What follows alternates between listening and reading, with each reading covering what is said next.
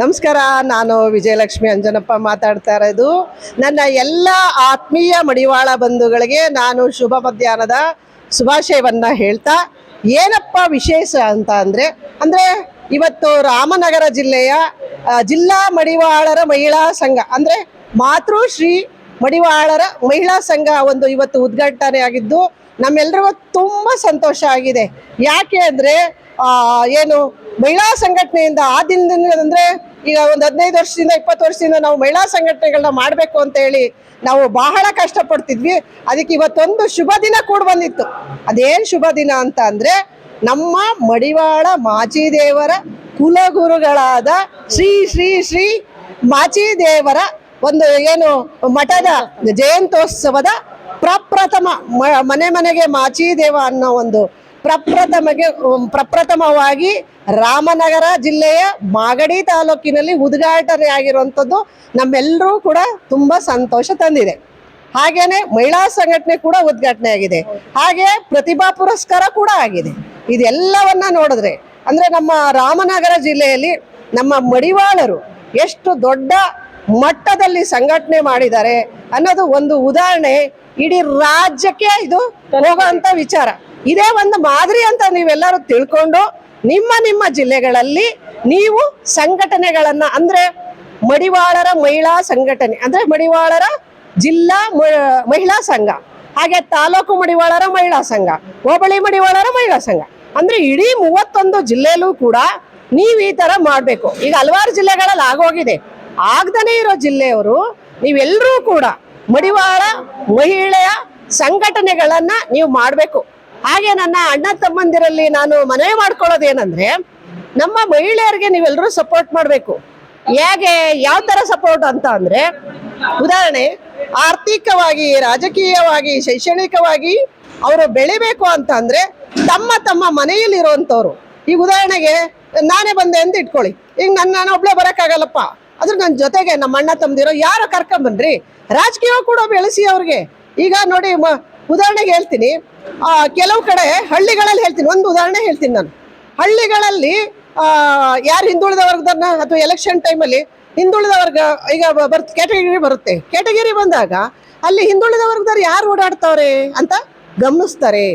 ಆಗ ನೀವು ಯಾರಾದರೂ ಮಹಿಳಾ ಸ್ವಸಹಾಯ ಗುಂಪುಗಳನ್ನ ಮಾಡಿದರೆ ಸಾಕು, ಅಲ್ಲಿಂದನೇ ಅವರು ಗುರ್ತಿಸೋಂಥ ಕೆಲಸನ ಮಾಡ್ತಾರೆ. ಅವರು ಏನು ರಾಜಕೀಯವಾಗಿ ಗುರ್ಸಿ ನೀವೇನು ಶ್ರಮ ಪಡೋದೇ ಬೇಡ, ಅಂದರೆ ಖರ್ಚು ವೆಚ್ಚ ಇಲ್ದೇ ಆ ಗ್ರಾಮ ಪಂಚಾಯಿತಿಗಳಲ್ಲಿ ನೀವು ಸದಸ್ಯರಾಗ್ತೀರಾ, ನಂತರ ಅಧ್ಯಕ್ಷರಾಗ್ತೀರಾ. ಆಮೇಲೆ ಗೊತ್ತಲ್ಲ, ರಾಜಕೀಯವಾಗಿ ಬೆಳೆಯೋದೇನು ಈಜಿ ಅಂದರೆ ಹಂಗೇನೆ MLCನೋ MLAನೋ ಏನೋ ಒಂದು. ಯಾಕೆ ಅಂತಂದರೆ ಇವತ್ತು ಸರ್ಕಾರ ಕೂಡ ಮಹಿಳೆಯರಿಗೆ 33% ಮೀಸಲಾತಿ ನೀಡಿದೆ. ಹಾಗಾಗಿ ಮುಂಬರೋ ದಿನಗಳಲ್ಲಿ ಮಹಿಳೆಯರಿಗೆ ಹೆಚ್ಚಿನ ಆದ್ಯತೆ ಕೊಡಬೇಕು ಅಂತ ಸರ್ಕಾರ ಉದ್ದೇಶ ಇಟ್ಕೊಂಡಿರೋದ್ರಿಂದ ನೀವೆಲ್ಲರೂ ಕೂಡ ನಮ್ಮ ಅಣ್ಣ ತಮ್ಮಂದಿರು, ನಮ್ಮ ಮಡಿವಾಳ ಅಣ್ಣ ತಮ್ಮಂದಿರಿಗೆ ನಾನು ಬೇಡ್ಕೊಳ್ಳೋದಿಷ್ಟೇ, ನೀವೆಲ್ಲರೂ ಕೂಡ ಮಹಿಳೆಯರಿಗೆ ಸಹಕಾರ ನೀಡಬೇಕು. ಅವ್ರನ್ನ ಬೆಳೆಸಿ ನಮ್ಮ ಮಡಿವಾಳ ಸಮಾಜ ಏನಾದರೂ ಬೆಳಿಬೇಕು ಅಂದರೆ ನಮ್ಮ ಮಹಿಳಾ ಸಂಘಟನೆ ಮಹಿಳೆಯರಿಗೆ ನೀವು ಸಪೋರ್ಟು ಮಾಡಲೇಬೇಕು. ಜೊತೆಗೆ ವಿದ್ಯಾಭ್ಯಾಸ ಕೂಡ ನೀವು ಮಾಡಿಸ್ಲೇಬೇಕು. ಯಾಕೆಂದರೆ ಮಹಿಳೆಯರು ಎಲ್ಲ ಕ್ಷೇತ್ರದಲ್ಲೂ ಬೆಳೀತಾ ಇದ್ದಾರೆ. ಹಾಗಾಗಿ ನೀವು ಕೂಡ ನಮ್ಮ ಮಹಿಳೆಯರಿಗೆ ಸಹಕಾರ ನೀಡಬೇಕು ಅಂತೇಳಿ ನಿಮ್ಮಲ್ಲಿ ನಾನು ಸವಿನಯವಾಗಿ ಪ್ರಾರ್ಥನೆ ಮಾಡ್ತೇನೆ. ಹಾಗೆ ಏನು ಶಿವಕುಮಾರ್ ಅವರು, ಏನು ರಾಮನಗರ ಜಿಲ್ಲೆಯ ಶಿವಕುಮಾರ್ ಅವರು ಒಂದು ವಿದ್ಯಾವಂತ, ನಾನು ಕಂಡಂಗೆ ಆ ಯಪ್ಪ ವಿದ್ಯಾವಂತ ಇಂಜಿನಿಯರು, ಆಯಿತಾ. ಈ ಅಪ್ಪ ಏನು ಕಂಪ್ನಿಲಿ ಕೆಲಸ ಸಿಕ್ಕಿರೋದನ್ನ ಬಿಟ್ಟು ಇಲ್ಲಿಗೆ ಬಂದು ನಾವು ಮಡಿವಾಳರು ಸಂಘಟನೆ ಮಾಡ್ತೀನಿ ಅಂತ ಬಂದಿರೋ ಪುಣ್ಯಾತ್ಮ. ಇಂಥವ್ರಿಗೆ ನಾವು ಸಹಕಾರ ನೀಡಬೇಕು. ನಾನು ಹೇಳೋದು ಇಷ್ಟೇ, ಯಾರು ಆಗಲಿ ಬಿಡ್ರಿ, ನಮ್ಮಲ್ಲೊಬ್ರು ಏನು ಹೇಳ್ತಾರೆ, ಅವರು ನಮ್ಮ ಜಾತಿ ವಿರುದ್ಧವಾಗಿ ಏನಾರು ಮಾತಾಡ್ತಾರ? ಅವರು ಇಲ್ಲ, ನಮ್ಮ ಸಮಾಜವನ್ನು, ನಮ್ಮ ಏನು ಕುಲವನ್ನು ಅವರು ಬೆಳೆದಂಥ ಕೆಲಸ ಮಾಡಿದ್ದಾರೆ. ಅಂಥವ್ರಿಗೊಂದು ಸಹಕಾರ ಮಾಡೋಣ. ಯಾರಿಗೆ? ನಮ್ಮ ಶಿವಕುಮಾರ್ ಅಂತವರು ಇಡೀ ರಾಜ್ಯದಲ್ಲಿ ಇದ್ದಾರೆ. ಅಂಥವ್ರು ಬಂದು ನಮ್ಮ ಮಡಿವಾಳ ಸಮಾಜದಲ್ಲಿ ತಮ್ಮ ಕೈಲಾದ ಸೇವೆನ ಮಾಡಬೇಕು ಅಂತ ಈ ಮುಖಾಂತರ ಕೂಡ ನಿಮ್ಮಲ್ಲಿ ಯುವಕರೆಲ್ಲರೂ ಬೇಡ್ಕೊತಾ ಇದ್ದೀನಿ. ಯಾಕೆಂದರೆ ಯುವಕರು ನೀವು ಇಡೀ ಮೀಡಿಯಾದಲ್ಲಿ ಇರ್ಬೋದು, ಇಡೀ ಪ್ರಪಂಚನ ಕ್ಷಣ ಮಾತ್ರದಲ್ಲಿ ನೋಡೋ ಶಕ್ತಿ ಭಗವಂತ ನಿಮಗೆ ಕೊಟ್ಟಿದ್ದಾನೆ. ಅಂಥದ್ರಲ್ಲಿ ನೀವು ಏನು ಈ ಥರ ನಮ್ಮ ಸಮಾಜದ ಬಗ್ಗೆ ಕೂಡ ನೀವು ಗಮನ ಹರಿಸಿ. ಯಾಕೆಂದರೆ ನೀವು ಸಮಾಜಕ್ಕೆ ನೀವು ಒತ್ತು ಕೊಡಲಿಲ್ಲ ಅಥವಾ ಗಮನ ಹರಿಸ್ಲಿಲ್ಲ ಅಂತ ಅಂದರೆ ನಾವೇ ಅಧೋಗತಿಗೆ ಹೋಗ್ತೀವಿ. ಮುಂದಿನ ಪೀಳಿಗೆಗೆ ಬೆಳವಣಿಗೆ ಆಗಲ್ಲ. ಹಾಗಾಗಿ ಆರ್ಥಿಕವಾಗಿ, ಶೈಕ್ಷಣಿಕವಾಗಿ, ರಾಜಕೀಯವಾಗೂ ಕೂಡ ನಾವು ಬೆಳಿಬೇಕು. ಅದಕ್ಕೆ ನೀವೆಲ್ಲ ಸಪೋರ್ಟ್ ಮಾಡಿ ಅಂತ ಹೇಳ್ತಾ ನಾನು ಇನ್ನೊಂದು ಸಾರಿ ಹೇಳ್ತೀನಿ, ಏನು ನಮ್ಮ ರಾಮನಗರದ ಜಿಲ್ಲೆಯ ಶಿವಕುಮಾರ್ ಅವರಿಗೆ ದೇವರು ಒಳ್ಳೇದು ಮಾಡಲಿ. ಅವರ ಮುಖಾಂತರ ಈಗ ಇದು ಜಿಲ್ಲಾ ಸಂಘ ಕೂಡ ಉದ್ಘಾಟನೆಯಾಗಿದೆ. ಜಿಲ್ಲಾ ಸಂಘದ ಅಧ್ಯಕ್ಷ ರತ್ನಮ್ಮ, ನಿಜವಾಗ್ಲೂ ಖುಷಿ ಆಗ್ತದೆ ಮೇಡಮ್ ಅವರೇ.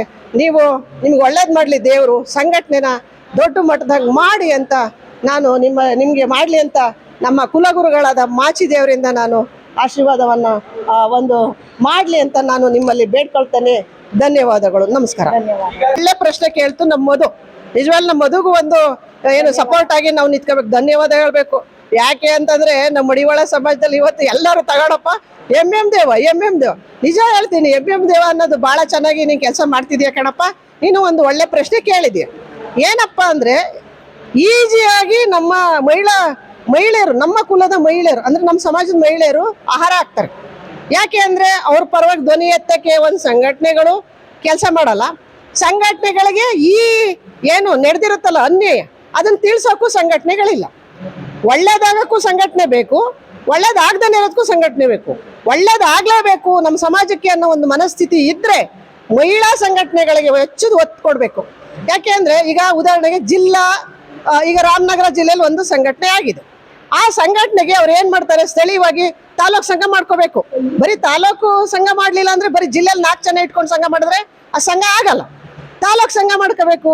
7 ತಾಲೂಕು ಇರ್ತಾವ, 8 ತಾಲೂಕು ಇರ್ತಾವ. ಆ ತಾಲೂಕುಗಳಲ್ಲಿ ಹೋಬಳಿಗಳಿರ್ತವೆ, 3, 4, 5 ಹೋಬಳಿ. ಆ ಹೋಬಳಿ ಮಟ್ಟದಲ್ಲೂ ಕೂಡ ಒಂದು ಕಮಿಟಿ ಮಾಡಬೇಕು. ಅಲ್ಲೂ ಕೂಡ ಅಧ್ಯಕ್ಷರು, ಕಾರ್ಯದರ್ಶಿಗಳು ಅಂತೇಳಿ ಒಂದು ಸಂಘಟನೆ, ತಾಲೂಕಲ್ಲೂ ಕೂಡ ಅಧ್ಯಕ್ಷರು, ಕಾರ್ಯದರ್ಶಿ ಅನ್ನೋದು ಒಂದು. ಆದ್ರೆ ಇಷ್ಟೆಲ್ಲ ಒಂದು ಮೇಂಟೈನ್ ಮಾಡುವಂಥವ್ರು ಜಿಲ್ಲಾ ಅಧ್ಯಕ್ಷರು, ರಾಜ್ಯಾಧ್ಯಕ್ಷರು ನಾವಿದ್ದೇ ಇರ್ತೀವಿ. ಸರ್ಕಾರಕ್ಕೆ ನೇರವಾಗಿ ಹೋಗಿ ಪ್ರಶ್ನೆ ಮಾಡೋ ಶಕ್ತಿ ನಮ್ಮ ಕುಲದೇವರು, ಮಾಚಿ ದೇವರು ನಮಗೆ ಕೊಟ್ಟಿದ್ದಾರೆ. ಹಾಗೆ ನೀವು ಹೇಳಿದ್ರೆ ಹಾಸನದಲ್ಲಿ ಆಗಿರೋಂಥದ್ದು ನಿಜವಾಗ್ಲೂ ಹೇಳ್ತೀನಿ, ಆ ಮಗು 3 ವರ್ಷದ ಮಗು, ಆ ಮಗು ಹೆಸರು ಹೇಳಲೇಬಾರ್ದು.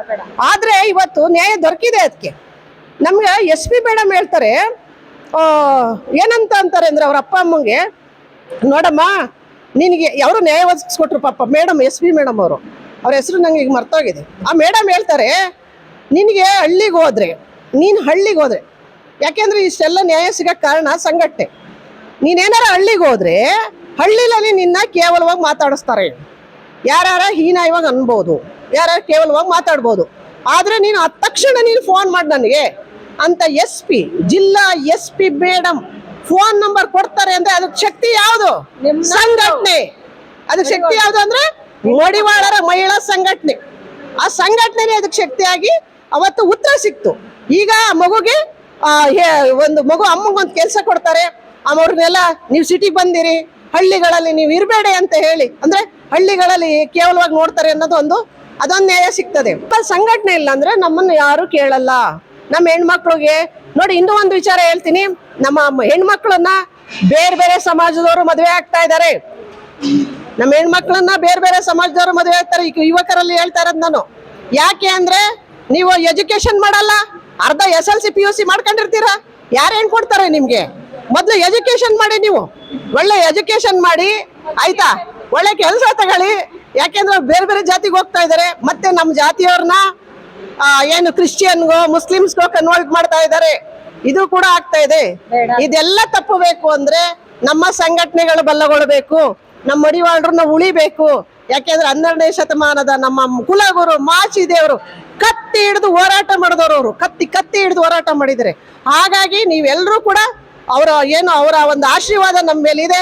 ಅವರ ಒಂದು ಆಶಯವನ್ನ ಉಳಿಸಿ, ಅವರು ಏನು ಅನುಭವ ಮಂಟಪದಲ್ಲಿ ಇದ್ದಂತಹ ಒಬ್ಬ ನಾಯಕ ಬಸವಣ್ಣನವರ ಬಲಗೈ ಬಂಟ್ರು ಅಂತ ಹೇಳಕ್ಕೆ ನಾನು ಇಷ್ಟಪಡ್ತೇನೆ. ಜೈ ಕರ್ನಾಟಕ, ಜೈ ಮಡಿವಾಳ ಮಾಚಿದೇವ, ಜೈ.